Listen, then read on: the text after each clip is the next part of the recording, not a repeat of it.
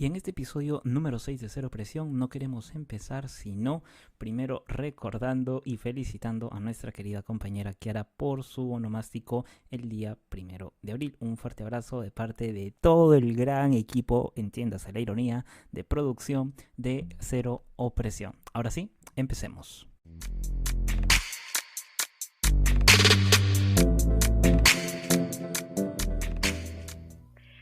Hola gente, ¿qué tal? Soy Kiara Y yo, Guillermo. y este es un nuevo episodio de Cero Presión. Buenas noches, gente. Esperamos que se encuentren muy bien. Hoy día tenemos el episodio número 6 de Cero Opresión y contamos con la presencia y compañía de Lucía Flores Lazo. Ella es médico general en el Centro de Atención y Aislamiento de la Vía Panamericana y estará el día de hoy con nosotros durante todo este tiempo de conversación compartiendo sus vivencias, entre otras experiencias acerca de cómo se ha vivenciado, cómo se ha vivido en este caso la pandemia dentro de su desarrollo profesional y también, claro, personal. Buenas noches, Lucía, ¿cómo estás? Hola, ¿qué tal? Buenos días, buenas tardes, buenas noches a la hora que nos esté escuchando. Mucho gusto, Guillermo, Kiara, es un placer para mí ser parte de este episodio y con un honor que me puedan escuchar y compartir todo lo que pueda en este episodio. Gracias. Gracias a ti, Lucía, por acompañarnos. En realidad ha sido más que positivo, en realidad, contar con tu buena disposición a conversar, porque en este caso tú estás en uno de los espacios donde más se ha desarrollado la práctica de tratamiento y también entiendo yo, de alguna forma u otra, de contención de aumento de los casos de infectados por COVID. Entonces, en ese sentido, y antes de entrar de lleno al tema del desarrollo de la pandemia, eh, ¿cómo era tu vida antes de la vía panamericana? ¿Cómo era un día para Lucía Flores antes de el primer caso de coronavirus registrado en nuestro país? ¿Cómo era tu día a día? Bueno, antes de la pandemia, del inicio de todo esto, realmente yo estaba viviendo en Trujillo, había regresado de Lima y estaba viviendo una pequeña temporada en casa. Eh, y bueno, pues era realmente, estaba trabajando sin mascarilla, todo muy bien, era verano, así que habían reuniones, nos podíamos juntar con los amigos. La verdad que un verano bastante bueno, la verdad. Y era todo muy normal, realmente, ¿no? Poder abrazar a la gente, a saludar, andar en la calle, ¿no? Sin mascarilla, era una vida bastante tranquila. Y ya se estaba escuchando, ¿no? El tema de que primer caso de coronavirus y como que éramos bastante incrédulos, me acuerdo, que no va a llegar y que es muy improbable.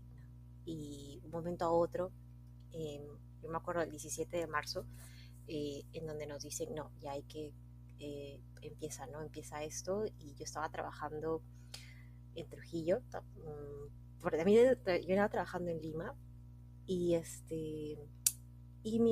me dicen, no, hay que colocarse el EPP, hay que colocarse guantes y unos lentecitos y el gorrito y todo el equipo de protección personal. Y yo como que no tenía realmente, no podía concebir la magnitud de lo que iba a empezar realmente. Y de pronto pues todo empezó, ¿no? Todo el mundo empezó a hacer esto y los hashtags, no, quédate en casa, sé empático, y no sé, pero es que no se sentía tanto realmente, ¿no? Y, y bueno, ¿no? Así fue como realmente empezó todo. Antes de esto no había temor, claramente, a nada, ¿no? No había temor a salir, a saludar a alguien, dar la mano a alguien, sonreírle a alguien. eh, y después de todo esto, totalmente, totalmente se sintió, ¿no? Se sintió la pegada, el estar en casa. Yo al inicio empecé a estar en casa, que tenía que supuestamente quedarme con mis papás y que ellos no podían salir. Y yo sentía que, bueno, ¿no? Una cosa es, yo soy médico, pero también soy hija y no sabía realmente qué hacer, ¿no? Y cómo voy a cuidar a mis papás, pero también tengo que servir. Y los cuidé más o menos 2 meses dije, bueno, está bien, pues voy a estar con ellos, pero luego me di cuenta que yo necesitaba ayudar, o sea, yo sentía que tenía que ayudar. Y bueno, postulé justamente, ¿no?, a un trabajo en la Vía Panamericana y bueno, sale que no, que necesitaban médicos, como que nos reclutaron, una cosa así. Yo viajo a Lima y empezó la aventura. Porque la verdad que tenía un montón de miedo porque por un lado me sentía un poquito mal de dejar a mis padres, ¿no? Y bueno, se quedaban con mis hermanos, pero era como que el miedo, ¿no?, de que yo me voy, que podría pasarles si yo estoy allá y ellos están acá, ¿no? Uno no puede viajar, la restricción a todo, la inmovilización a provincias, pero, pero dicen, ¿no?, que eh, toda oportunidad atrás de esto siempre conlleva miedo y no hay nada mejor viene si no hay miedo. Y ese miedo me movió a hacer muchísimas cosas, ¿no? Y la verdad que empezó realmente una aventura que no esperaba para nada, en absoluto. Con bastante miedo, me acuerdo la primera vez que me puse el EPP y pues sí, empezó. Empezó. Lucía, hay algo que has mencionado, justamente el tema de que eras muy incrédula y probablemente algunos de tus otros colegas también, respecto a la situación que se avecinaba, ¿no? Que tal vez al principio no la veíamos muy cercana, pero tú, tal vez desde tus experiencias previas, trabajando ya como médico, ¿qué falencias podías ver del sistema de salud, ¿no? ¿En algún momento te proyectaste respecto a las deficiencias que había y pensaste en cómo podría afectar la pandemia en todo esto? ¿En qué estado lo recibíamos? Claro, al inicio sí me di cuenta, bueno, al inicio sí, como les digo, era bastante, como que uno sentía que no iba a ser tanto la pegada que podríamos sentir. Y bueno, pues dijeron como que con el lavado de manos, ¿no? Lo de 30, 40 segundos, todo bien, no te acerques con tal persona, usar la mascarilla. Pero me di cuenta que el acceso a esto, ¿no?, al tema de la mascarilla, al tema del lavado de manos, el uso del alcohol, se empezó a hacer bastante restringido y me di cuenta que el sistema de salud obviamente era una broma, porque, bueno, ¿no?, después empezaron a salir de que eh, hagan todo esto, ¿no? Hagan esto y esto, mascarilla, uso de guantes y alcohol y todo, pero no había esto. ¿Cómo me pides que haga algo si no lo tengo? Y se empezó a restringir tanto que obviamente la gente no lo tenía y lo único que le quedaba era quedarse en casa, ¿no? Claramente, no abrir negocios, no salir a la calle, cerrar todo y vivir con miedo. Y hubo un momento en el cual, bueno, de manera personal, y realmente no es mi opinión, yo me puse a pensar, ¿cómo puedes pedirle algo a alguien que realmente no lo tiene y ni siquiera le das acceso a esto? Y encima pides algo que hace que está bien, el Estado puede tener una parte de esto, pero elevas el precio de manera exponencial, nadie lo puede tener, solamente un sector lo puede conseguir y el resto qué. Entonces, pues ahí me di cuenta que todo pues estaba mal, ¿no? Y que yo, en mi opinión, o nuevamente, hay muchas cosas que debieron de hacerse correctamente desde el inicio, ¿no? Como no privatizar el hecho, ¿no?, de alcohol, uso de mascarillas, o ya sea de guantes, eh, porque eso al darlo de manera pública pudo haber disminuido bastante el tema de la tasa, ¿no?, de contagios. Y no solamente con el tema de las restricciones, ¿no?, o la inmovilización o el tema de la cuarentena. A mi opinión, no, eso no era realmente la solución, ¿no? Eh, Creo que por ahí va la pregunta, ¿no? Más o menos. Bien, gracias, Lucía. No, y sí, tienes mucha razón en realidad. Incluso en muchos puntos del país, incluido Lima, en realidad se reportaron casos de personal de salud, médicos, enfermeras, que en algún momento, o mejor dicho, quizá en los primeros meses, en los medianos y ahora en estos, incluso me parece, pues los artículos, los EPS, me parece como tú lo llamas en este caso, eran autogestionados por ellos mismos. El Estado o el gobierno, el Ministerio de Salud, de manera general, no llegó a tener una capacidad, una capacidad logística lo suficientemente importante y significativa para poder, en este caso, cubrir la demanda del personal de salud que iba a afrontar justamente en primera línea todo lo que tenía que ver con el tema de los tratamientos por casos de infección.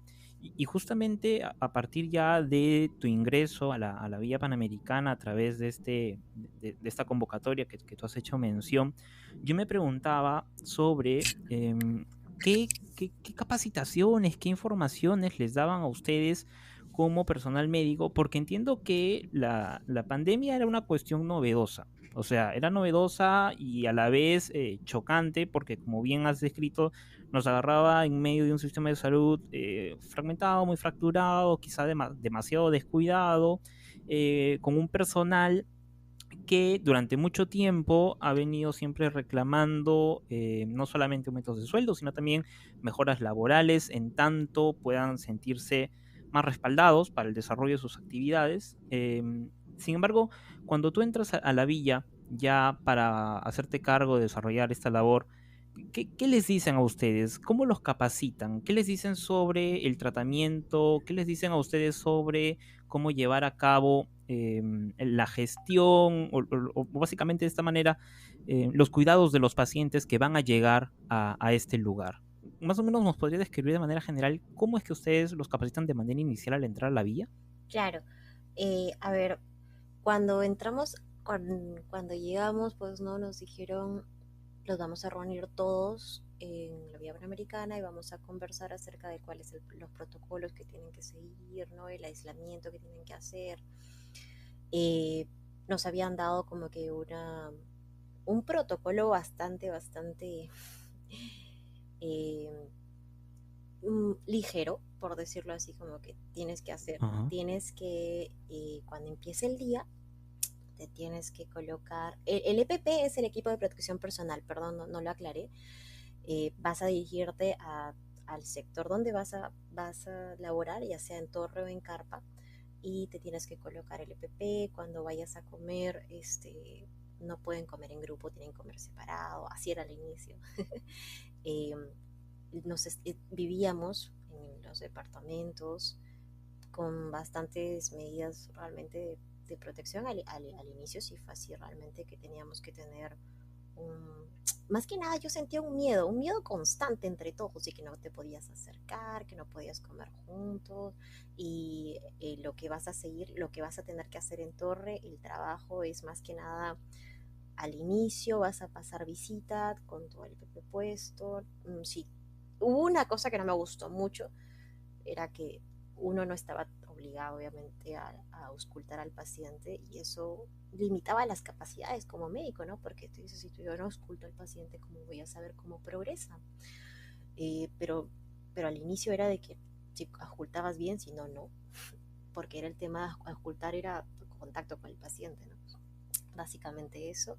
En el protocolo acerca de la, de la terapia, ¿no? De la terapéutica, tuvo muchísimas controversias al inicio, ¿no? El tema de acitromicina, hubo un tiempo que realmente hablábamos de la ivermectina, otro momento en el cual el uso de la dexametasona a temprana edad, y luego no, porque es un corticoide y hace una inmunodepresión temprana, luego el uso de ceftriaxonas, o bueno, el tema de los antibióticos.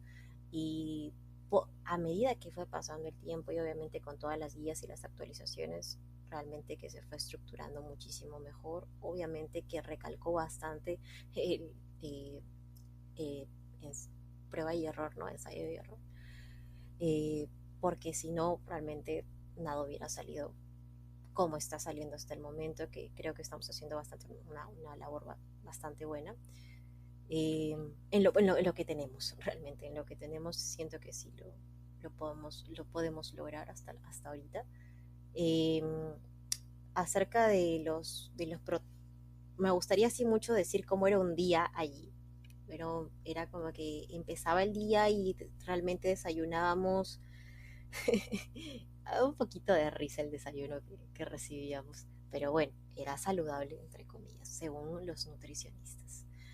Luego llegábamos al centro, bueno, llegábamos allá sea como dije, no torre, carpa, y ejercíamos, ¿no? Pasaba el paseo de la visita, o era prácticamente un médico por torre, luego la evolución y estar atentos a alguna intercurrencia durante el día si es que un médico estaba en torre.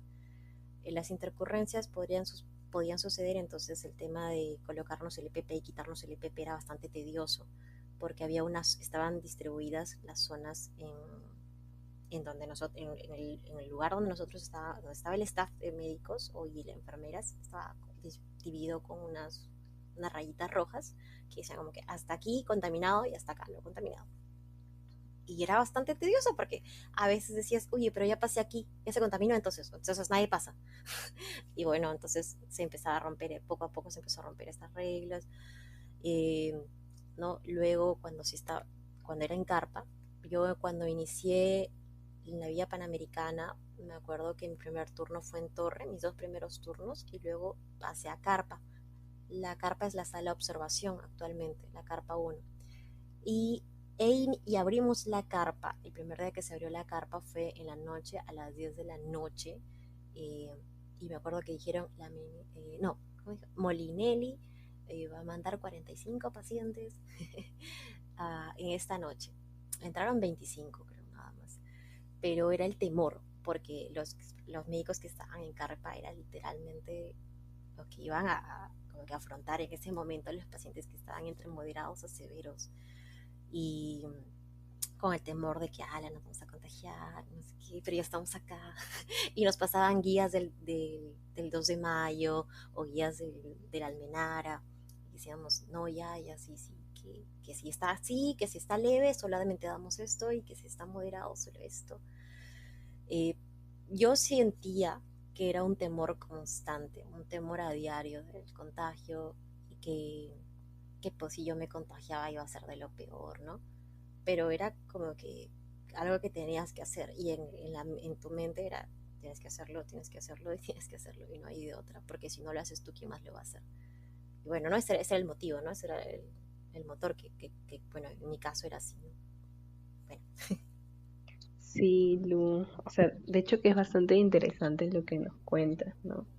Yo me preguntaba también que a partir de la llegada de esta pandemia, digamos que en el sistema de salud, de manera diaria, como tú has mencionado, se implementaron los protocolos, tal vez al inicio de manera muy simple, muy incipiente, supongo que desde el inicio han ido cambiando algunos, ¿no? Ya Claro. cuando hay mayor información y todo eso.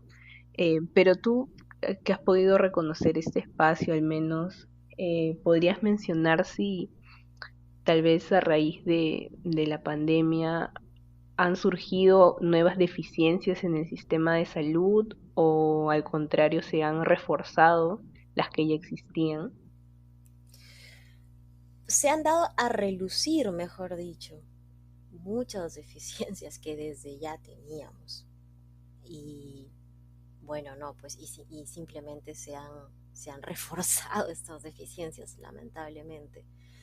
Eh, como dije al inicio, lamentablemente se continuó se demostró realmente una pantalla bastante egoísta no solo del sistema de salud, sino también de la política, ¿no? No sé si me dejo entender en esta parte de que solamente un sector podía tener acceso a esto y el otro no, y el otro era la mayoría. Eh, se ha visto la deficiencia, ¿no? de simplemente conseguir un alcohol o una mascarilla que en la época que yo estaba en el pregrado, que costaba 5 soles, al día siguiente iba a costar 45 soles. ¿Quién iba a costear una mascarilla así? Nadie. Es cierto. Nadie va a costear eso, absolutamente. Ujú. Entonces, luego, ¿no? El tema de tener una pequeña botella de alcohol era un lujo. Era un lujo que andar, ¿no? Andar con tu botella de alcohol era como que, wow. Eso jamás se había visto antes, ¿no? O el hecho de contar con es que yo hago hincapié en ya sea mascarilla, guantes o alcohol, porque era lo que más usaba la gente, ¿no? O siempre otra cosa que salió a relucir era no solo ya salud, sino también en general, ¿no? El tema de hacer las compras, solamente me pareció absurdo, ¿no? Una sola persona en familia, del jefe de familia puede salir y absolutamente nadie más. Y luego en la calle, no, y lo peor fue cuando no, y este día solo mujeres y este día solo hombres. Era como que ya era un chiste ya. Qué, Y, qué- ajá, qué interesante eso que tú mencionas, Lucía, justo porque a mí yo iba escuchándote y, o sea, a manera de concluir justamente eso que tú vas mencionando, tú como, o sea, desde la posición en la que te has encontrado, o sea, ¿tú cómo has percibido de manera general el desenvolvimiento de la población, ¿no? O sea, han habido medidas de cuarentena, han habido también medidas restrictivas de contención y de prevención, que bien sabemos que han terminado por ser totalmente deficientes, pero ¿tú crees que, o sea, sí terminaron por agravar el problema en el cual ustedes ya se encontraban trabajando, por así decirlo, de manera eh, entre la incertidumbre de del aumento de casos y también el aumento de exposición de personas por fuera? ¿Ustedes creen que, o sea, esta cuestión, esto de la población que no llevó a cabo quizá de manera lo suficientemente consciente y preparada las medidas decretadas por el gobierno, creen que eso agravó más el problema de la gestión de la pandemia dentro del sector salud? sí, obviamente, porque desde el inicio debieron de tener unas medidas no tan drásticas como la que se tomó en ese entonces. Se sintió al inicio, ¿no? De que había un incremento de casos y que hubo un momento, no, que empezó a ceder y luego volvió a incrementar los casos. Yo, a mi opinión, no fue porque no le culpo tanto el hecho a la gente, ¿no? De que no, es que no te quedaste en tu casa, no, es que no usaste la mascarilla, no, es que no te lavaste las manos. Yo, personalmente, y se los digo en serio, yo soy personal de salud y no es que no le echo tanto la culpa a esto, sino es más que nada un tema de gestión, de logística, que no se debió realmente colocar en cuarentena al, a la población que realmente hace que el país surja, crezca, ¿no? ¿Por qué vas a colocar a encerrar a, a la mayoría de personas que son los jóvenes, en este caso, o adultos jóvenes, que son los que están sacando, que son los que trabajan, que van hacia arriba del país, ¿no? Y no, ¿y por qué solo, porque a todo el mundo lo que a mi opinión debieron hacer fue que, ok, las personas de riesgo, que son estos autos mayores, ok, a casa. Y el resto son jóvenes, no hay muchas comorbilidades.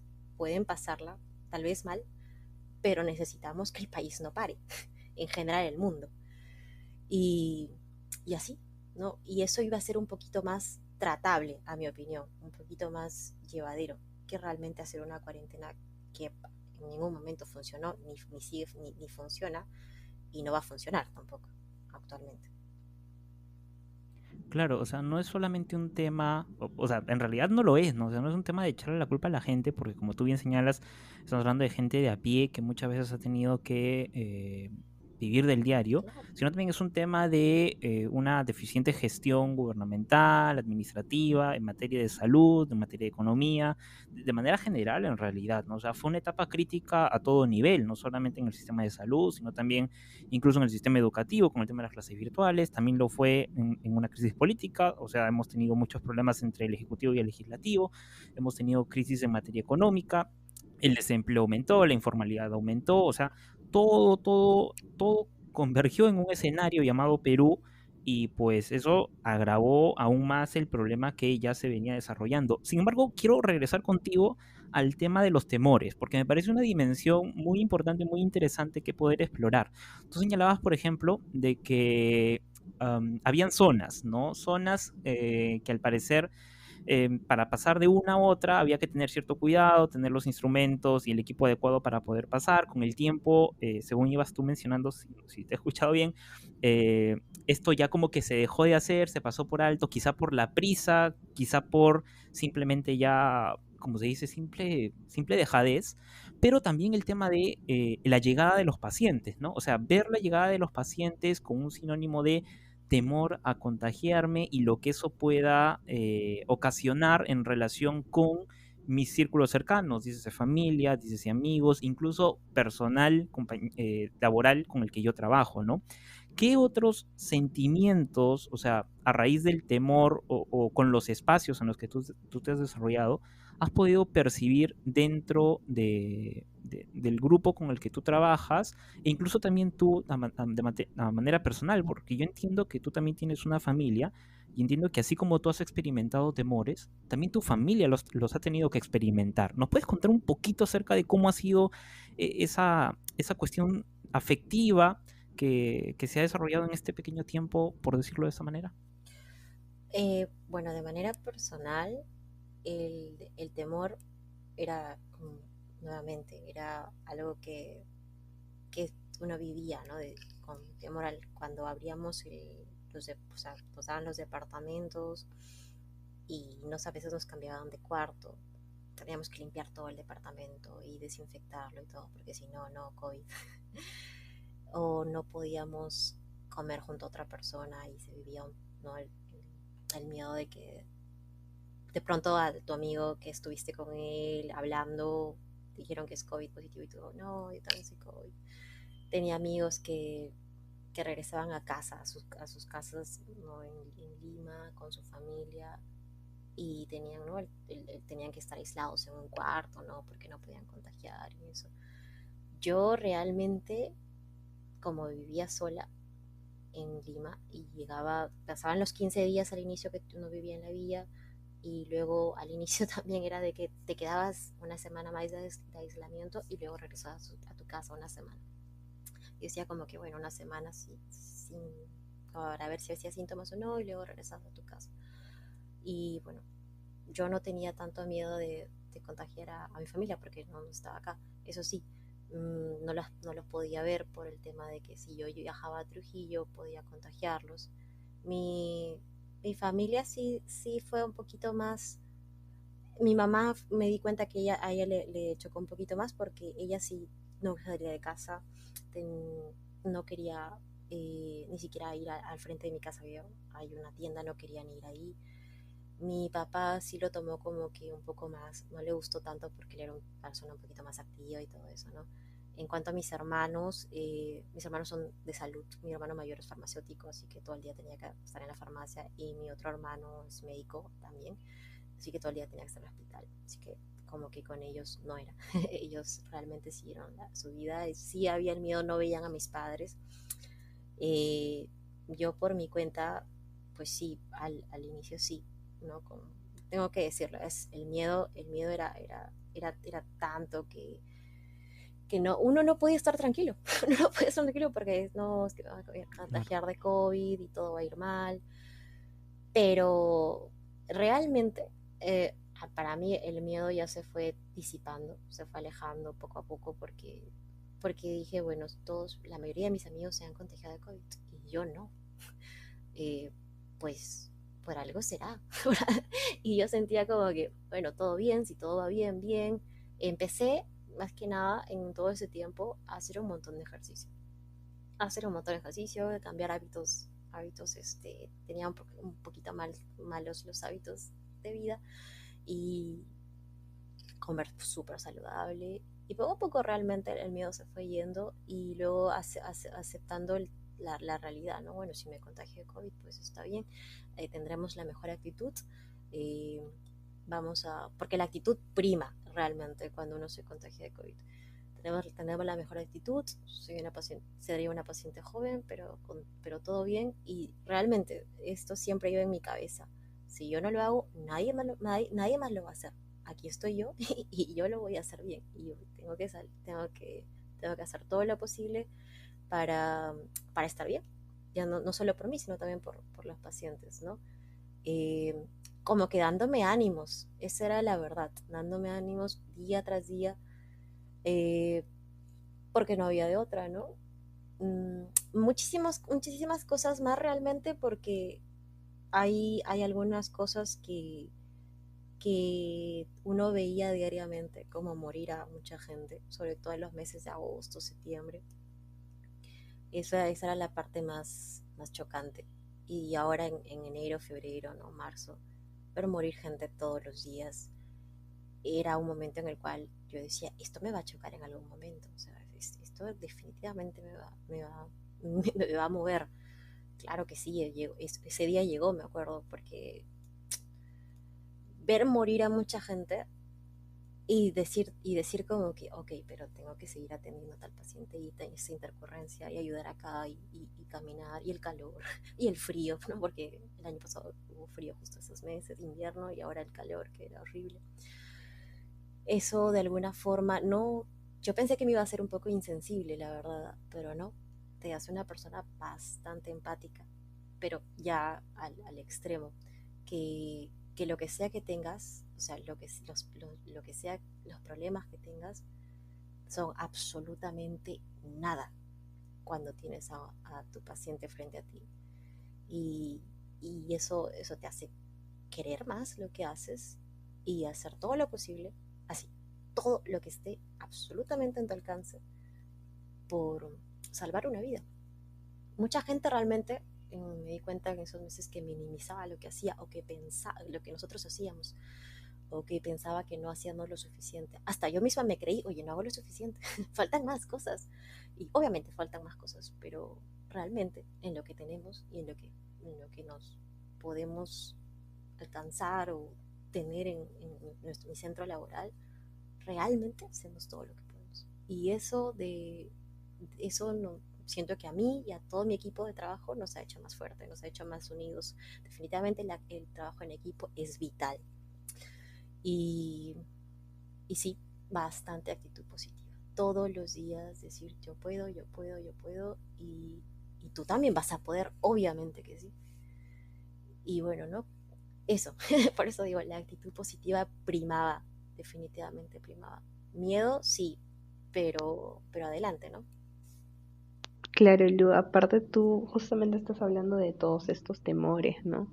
Y yo creo que de alguna manera, mientras más llegaba información sobre la enfermedad, las investigaciones que se han hecho durante este año, de alguna manera también han podido ayudar a resolver algunas preguntas sobre las cuales los médicos también no estaban seguros y de alguna manera variar, cambiar el protocolo. Pero ahora que han empezado los procesos de vacunación, sobre todo al personal médico en principio, ¿tú crees que esto ha ayudado a aliviar esos temores que tú ya has mencionado? Un montón. En verdad sí ha disminuido el temor que nosotros sentíamos de manera exponencial. Tampoco siento que no, bueno, los personal de salud no siento que esté tampoco tan confiado porque igual nosotros seguimos usando mascarilla, cuando comemos también nos aislamos, ¿no? Comemos un poquito más separados que otras personas. Sí, ese temor que nosotros sentíamos ha disminuido un montón. Sabemos que podríamos contagiarnos también, eh, pero, pero también como lo dije hace un momento, mm, va a ser de una forma, pues, esperemos también, con, con una forma, una cepa no tan agresiva, ¿no? No tan mortal. Eh, pero sí, definitivamente ese miedo ha disminuido muchísimo a mi persona, sí. Me siento más confiada, pero igual yo sí siempre uso la mascarilla porque actualmente estoy en contacto con mi familia, con mis amigos, y porque tengo que cuidarme a mí y al resto, ¿no? Sí, claro. Y justamente sobre esta cuestión del cuidado, ¿no? Y ya más referido a la población, seguramente te has escuchado mucho de esto. Hay mucha gente que se ha estado automedicando. Apenas tenía un síntoma, la gente se automedicaba. Ha estado muy de moda esto de las noticias pseudoinformativas, por llamarlo de una u otra forma, desde el inicio de la pandemia hasta incluso ahora, ¿no? O sea, hemos tenido los casos, por ejemplo, tú recordarás la famosa lejía de Trump. Hemos pasado por la lejía de Trump, hemos llegado al tema del cloro, ¿no? Hemos pasado por la ivermectina, que hace unos días ya la OMS ha mencionado de que tiene que salir de todos los tratamientos, me parece que el MINSA también ya lo ha hecho, y hemos llegado al cañazo del escano. ¿Cómo afectan todos estos mitos en materia medicinal a un tratamiento de un paciente que potencialmente podría desarrollar o no, bueno, vamos al peor de los casos, que desarrollaría el COVID? ¿Y cómo afecta esto también al personal médico que se está matando trabajando día a día en lugares como, por ejemplo, la Vía Panamericana? Lo que pasa es que al inicio el protocolo cambiaba, me parece, cada semana. Y obviamente esa incertidumbre crecía muchísimo más en la población, ¿no? De que, pero si hace una semana estaban tomando esto, que ya no. No, ya no. Ahora es otra cosa. Y creaba, pues, ¿no? Lo que muy bien acabas de mencionar, Guillermo, eh, el tema de tomar el cloro, ¿no? La lejía, perdón, el clorox, la ivermectina, que hace poco escuché que tenías que tomar el doble de tu peso y por 5 días. Y eso obviamente que generó tanta incertidumbre que la gente solamente se dejaba llevar y si veía que la otra persona le hacía bien, pues tal vez de repente también a mí. Y esa desinformación tan trivial generaba estragos que podían llegar realmente a matar realmente a la persona. Y cuando llegaban obviamente a nosotros, era algo, ya no era solo el COVID, sino era el problema que habían agregado ellos y teníamos que resolverlo. Eh, Generó muchísimos problemas, como le digo, justamente a esto. El daño se lo hacía prácticamente el paciente. Eh, y, y bueno, pues no, actualmente seguimos viendo eso. Sigue llegando a nosotros muchísimos pacientes con, con un montón de, bueno, de daños que ellos mismos se han realizado. Y, pero ellos, en cierta forma, cuando hacen esto, ¿no? Ya cuando ya sean que toman tal medicamento o se automedican, realmente sienten como que una certeza o una seguridad que al final llega a ser falsa, pero ellos se sienten bien con esto. Y esta certeza o esta seguridad que es entre comillas dura lamentablemente un par de días y de pronto pues no se desencadenan todos los síntomas. Eh, lo que genera esto realmente, además de esta seguridad que va entre comillas, es que el paciente que no nos permita a nosotros que el paciente llegue a tiempo, no podemos detectar los síntomas a tiempo y no podemos brindarles a ellos lo que realmente tienen que hacer al inicio, porque el paciente lo pasa desapercibido, ¿no? Dicen, no, es que simplemente es una gripe, ¿no? Y lamentablemente en estos momentos una tos, una gripe, un estornudo, un dolor de cabeza es COVID hasta demostrar lo contrario. Lamentablemente es así. Y lo primero que tienen que hacer es acudir a algún personal de salud y de preferencia a un médico, ¿no? Eh, sí, básicamente eso. Lu, y desde tu posición como médico, ¿qué esperas a partir de ahora que, digamos, estamos atravesando por una segunda ola y se avecina también la tercera? ¿Qué esperas del nuevo gobierno luego de elecciones respecto a las medidas de contención que podrían tomar contra la pandemia? ¡Wow! ¡Qué pregunta! ¿Qué espero del gobierno? Espero un poquito más de empatía realmente. Un poquito más de empatía con la población. Eh, Me mantengo con la posición que dije hace un momento. No puede, bueno, estoy segurísima que mucha gente va a estar en contra de lo que yo diga, pero al fin y al cabo va a ser mi opinión. Yo estoy en contra de la cuarentena, para ser bien sincera. No considero que se tenga que encerrar a la población. No es como que tú tienes un derecho pero naces con eso. Y llega un momento a otro, llega alguien y dice, no, ya no lo tienes, no puedes salir de casa, no eres libre. Considero que deberían de todos los medios, ¿no? Como dije, lo básico, ya sea el alcohol, las mascarillas, los guantes, debería de ser de un costo mínimo para que pueda ser accesible a toda la población.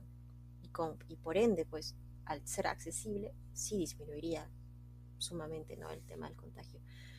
Hacer también una información un poco más estructurada de los pasos que se tienen que hacer, porque parece que hasta el momento no se entienden las medidas preventivas que debería de tener la población.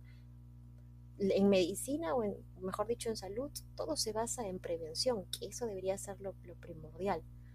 Parece que estas medidas de prevención que estamos otorgando a la población no están llegando o no se están haciendo entender. Eso también podría generar bastante disminución en el tema del contagio. Y bueno, pues no tener poquito, con empatía creo que resume mucho, ¿no? Porque al tener bastante empatía uno se cuida a uno mismo y al resto, ¿no? Eso. Sí, Lu, estoy de acuerdo contigo y sobre todo también en el hecho de que, digamos, la comunicación del Estado respecto a las medidas de prevención del COVID desde el inicio de la pandemia no han sido las mejores, ¿no?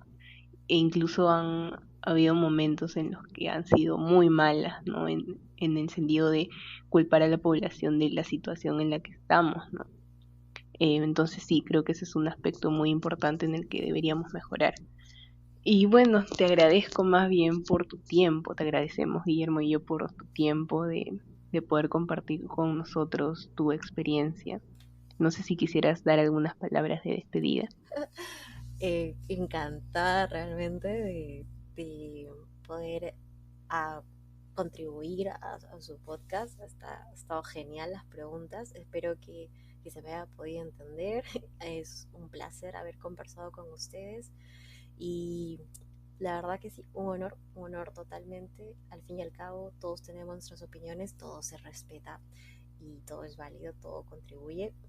Deseo que realmente si continúen con todo este increíble proyecto, que sigan informando, dando su opinión, obviamente cero opresión, y volver a conversar con ustedes en alguna otra oportunidad. Felicidades y cuídense mucho, todos ustedes, cuídense mucho.